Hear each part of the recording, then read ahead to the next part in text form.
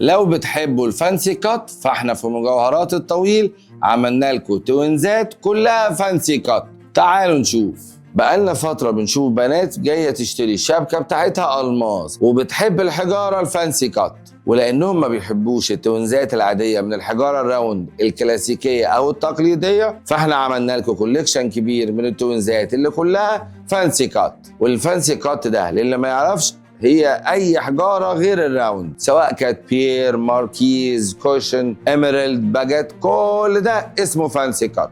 وعملنا لكم ميكس بينها وبين الراوند. وطبعا التوينزات دي في منها السيمبل والوسط والكبير، وكل التوينزات اللي وريناها لكم النهارده سيمبل ووسط تقريبا. وعلى فكره كل الحجاره عندنا بيبقى الكلر بتاعها اقل حاجه فيه جي، في حاجات كتيره بتبقى دي واي واف، والكلاريتي عندنا اقل حاجه في اس، ده غير السنتر ستون بتختاريه زي ما انت عايزه، وكله بالشهادات بتاعته من اتش ار دي او جي اي اي. وبس كده، اكتبوا لنا في الكومنتس انتوا من تيم الفانسي ولا تيم الراوند. كان معاكم دكتور ياسر الطويل وده الجواهرجي.